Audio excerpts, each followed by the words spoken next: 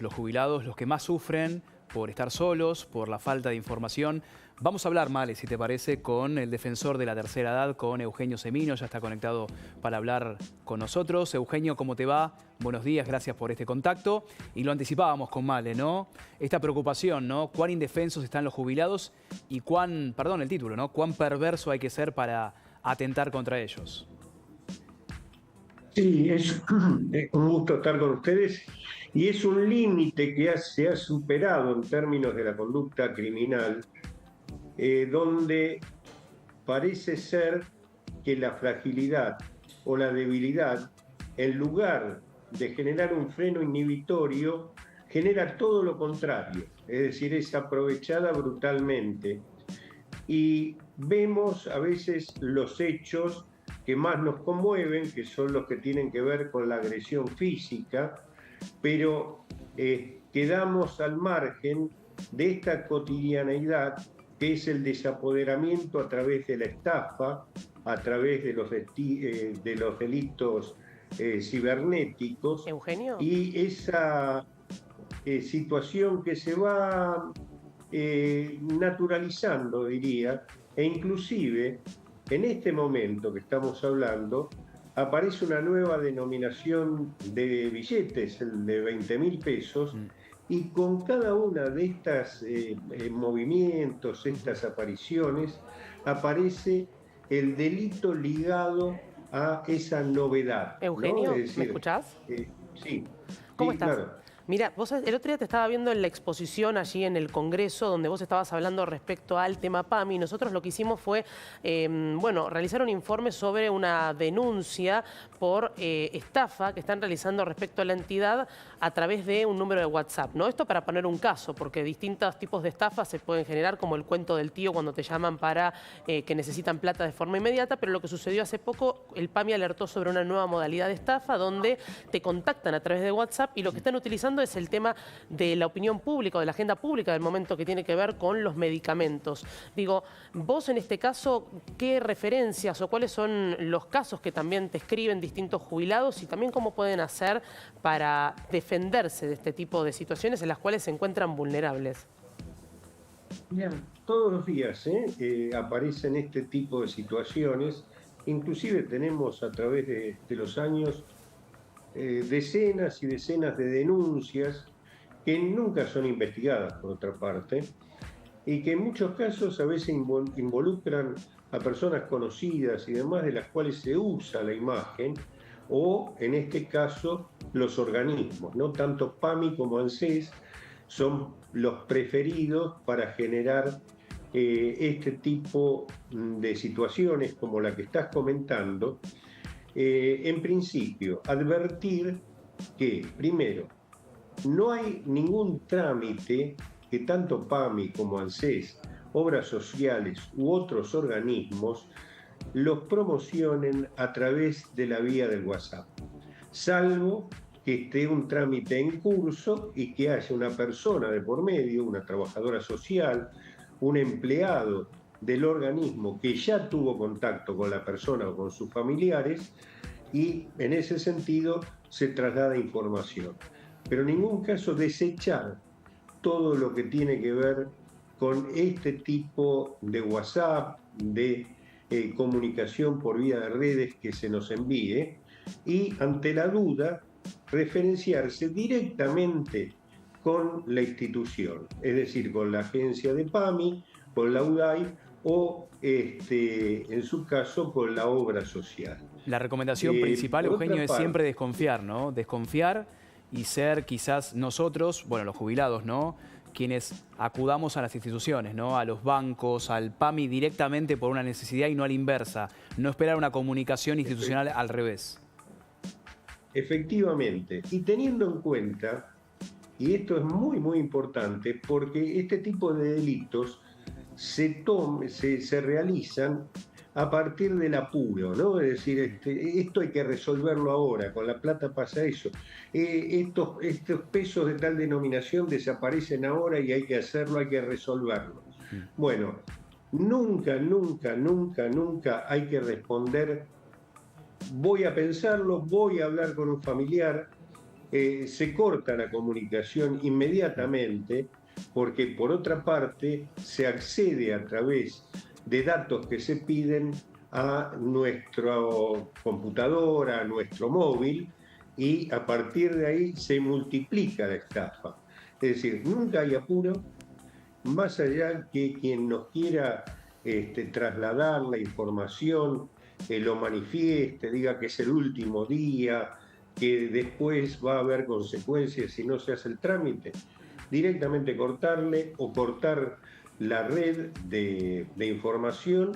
Siempre hay tiempo, averiguar, y algo que sí hemos requerido y lo venimos solicitando permanentemente a los organismos, que más allá de la vía informática exista a disponibilidad la información personal, es decir, que más allá de las opciones nos pueda atender una persona.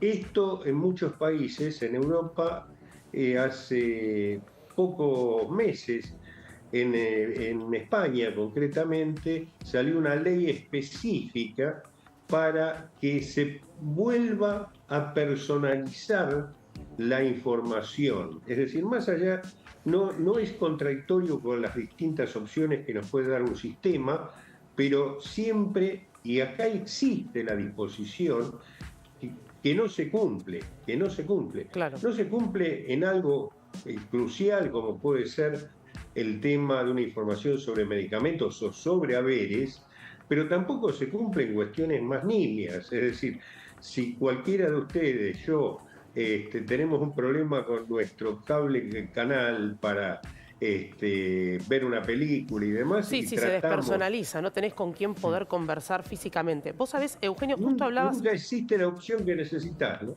Sí, perdón. Totalmente, no, pero en un momento dijiste, estás hablando de distintas opciones, nosotros recién comentábamos que además de las estafas, hay otro tema adicional que... Te voy a preguntar si es que pega de lleno a los jubilados, que fue la eliminación de los créditos. Recordemos que se habían otorgado créditos en la administración de Alberto Fernández con una tasa nominal anual bastante baja. Esto se terminó eliminando. ¿Cómo ves vos esta decisión? ¿Qué es lo que te dicen los jubilados? ¿Han podido pagar estos créditos? ¿Les ha servido y para qué? ¿Para pagar qué tipo de cosas? Mirá, son un poco anterior de la gestión de Alberto Totalmente, Fernández. son anterior. Claro, viene en 2011 con tasas promocionales, tasas bajas.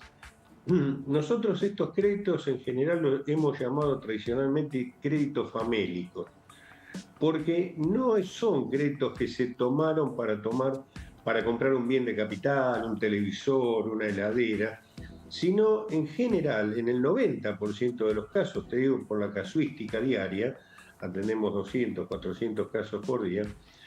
¿Qué nos cuenta la gente? Debe expensas, se les acumuló una deuda de expensas y sacaban el crédito para pagar esa obligación.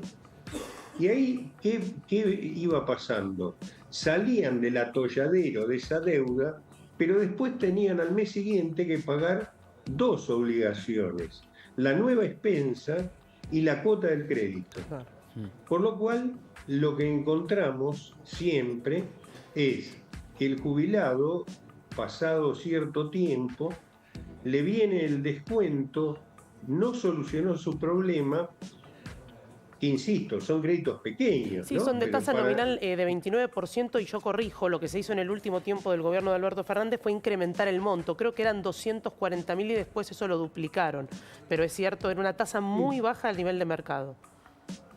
Sí, y se llevaron hasta 600.000 pesos lo que podían sacar, pero esto fue netamente electoral, es decir, aparecía previo a cada elección en el 2023 un aumento en los créditos. En realidad los que se otorgaron, sobre 7 millones de habitantes, 7 millones y medio de jubilados, fueron muy pocos, es decir, fueron alrededor de 500.000. Fue más una promoción publicitaria y una solución para el jubilado.